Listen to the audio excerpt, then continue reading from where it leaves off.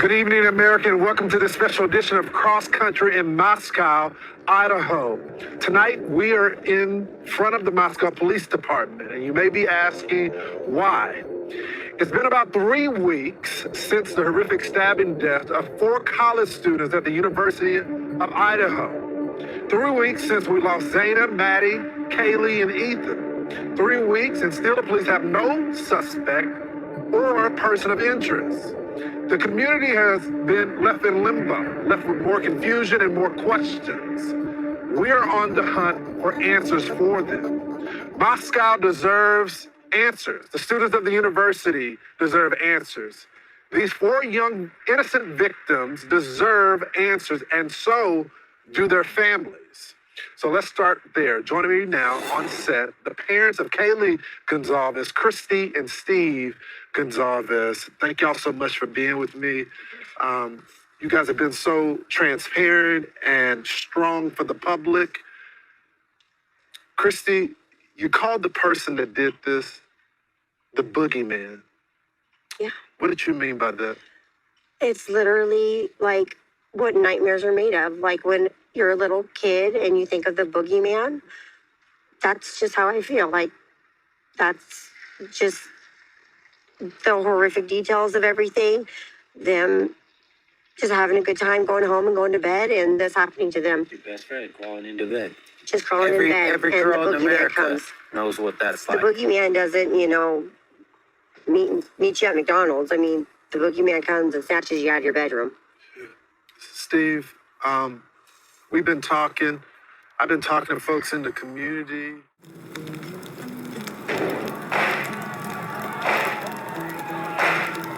Happy November. Whatever you do this month, don't feed the trolls or the feds. Don't let them feed you. Don't take the bait. Don't play with fire, but burn whatever bridges you need to burn.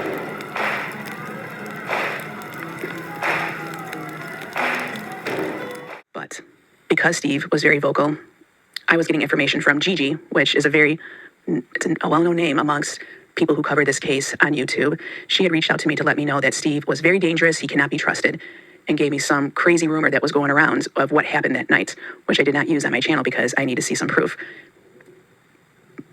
Is this on other social medias like Reddit, which you have to take that with a grain of salt. I like to use interviews, news sources, research papers, books. That's where I get my information from. And yes, apparently after this had happened, an estranged daughter had come to light and started talking on social media. And a lot of people were upset about that, rightfully so. But let's be honest, we are all very well aware of baby mama drama. We don't know the situation. We don't know the dynamics. And to be fair, back in the 80s, they had the abandoned father syndrome because a lot of fathers would have babies with their partner and then just bounce, just dip, and didn't care. As time went, the status quo changed, and now have fathers be held accountable. And now it's getting a little zealous at times, and some fathers are taking that as a power and control. We're not going to get into that. That's something totally different, but I just want to bring that in to bring some context. So, since then, the Goncalves have flipped. They are now pushing the narrative. The thing about bridges is that every one of them is an invitation to people on the other side to come over and play. We don't know. As far as we know. Yeah. According to what the coroner has said. Right. In terms of somebody getting into the house, they keep saying no sign of forced entry. Right. Do you think that this was somebody that was known to them? I think that that's kind of an impossible question. Yeah. I think it's a very popular house. As a mother, I feel like they know him. I do. I've always felt that way. Nobody has told me that anyway. I just feel like, I mean, this is a college town. It's a small town. I feel the girls knew this person. But we don't know that. Oh, yeah. We don't. Yeah, we absolutely don't know that. I just feel it in my heart that they knew the person. And I've always felt that way. I don't know why, but I've always said they knew him. Yeah. I just don't feel like this was like some rando just driving through Moscow, happened to stop by their house. I will say they did have a keypad on their front door. And it was a very popular house. So I know for a fact that people who weren't necessarily roommates of the house did have that code. So no sign of forced entry doesn't necessarily mean that they were invited in. Some of those people might hate you. Some might just be simple or scared or naive. Some are enemies or trolls or federal agents who are best left under the bridge. Things that they did. Yeah, they Ubered out together. They only went to known locations that they had been before. Private driver. They had a private driver. I apologize. It was a private driver that they had actually used before, so they knew him. They had a relationship with this individual. We knew him as a family member, and he really helped us. Yeah. He turned us on to food truck stuff. Yeah. He's a great person. Good people. And then only went to known locations with known people, traveled only together on well-lit, known streets to get food before taking a private ride from the same individual who would pick them up home to go eat after a night of drinking, being 21, Ubering out, Ubering home with your friend. They were totally chaperoned. And then going to bed. And they were doing everything the way that you tell your kid to go. You don't be two girls all by yourself. Have somebody there that can walk with you. Everything was perfect. Everything was good. Yeah. All the way up to where they went to bed and went to sleep. Yeah. And that I can't control. As a family, we can't control what happens when you go to sleep. Those are the ones who will try to steer and poison whatever you're doing if you let them come across. Every bridge could make you stronger, or it could destroy everything you want to defend and protect.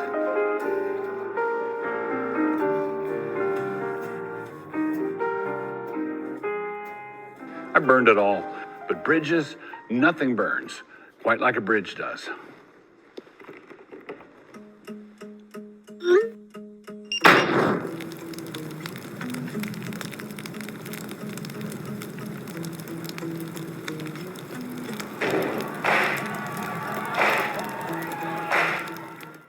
Kelly Gonzalez's parents speaking out, stating she was the target. And I understand that because her wounds were so much more heinous than Maddie's. But according to this new bombshell theory, Maddie was in fact the target. Also, we are learning from Howard Bloom's new book, When the Night Comes Falling, that there is blood evidence that Ethan Chapin jumped up and confronted Brian Kohberger to protect his sweetheart, Xana Kernodle. To Howard Bloom, I know that you have researched this so much that it's may have become, SOP to you, but to us, the revelations that you make in your book are, let me just say, illuminating. Tell me the facts that support your theory that Ethan was stabbed as he was trying to protect Xana, and that after he attacked Ethan, he goes and says, "Don't worry, I'm here to help you," to Xana, and then kills her. What facts support your theory? Ethan coming up to confront Kohberger was testimony that was made to the grand jury. There's also evidence in the coroner's report that was shared at the grand jury that he was killed with one massive cut to his neck that caught his jugular vein. As to Xana speaking out, first saying there's someone here, and then the assailant saying, "Don't worry, I've come to help you."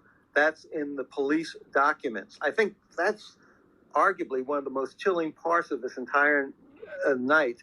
The suspect approaching Xana and saying, "Don't worry, I've come to help you." I think that shows his maliciousness, his total commitment to the crime and to taking this victim and to making sure that anyone who encounters him is not going to live. Happy November.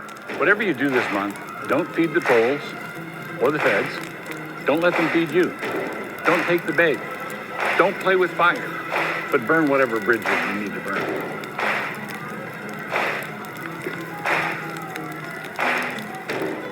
There's a whole bounty of evidence that has yet to come forward.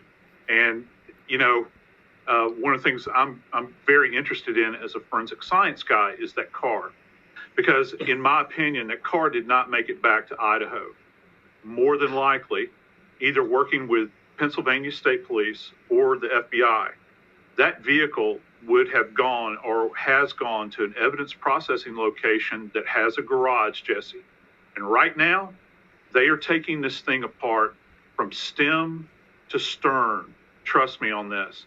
And they are going through that car because I have contended all along that this car, obviously it's going to have Kohberger's DNA in it. You would expect that to be there.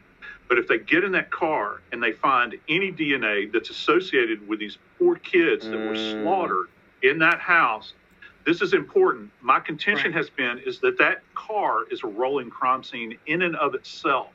And it has to be handled with kid gloves at this point.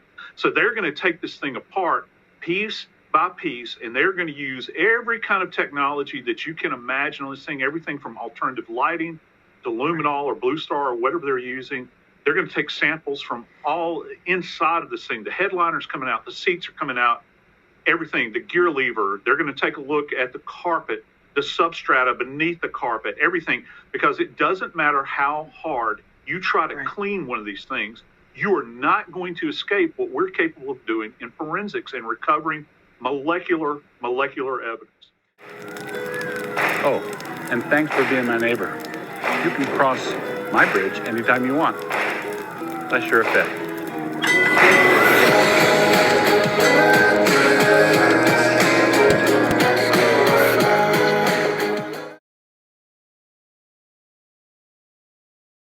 Does it ever end with Brian Kohberger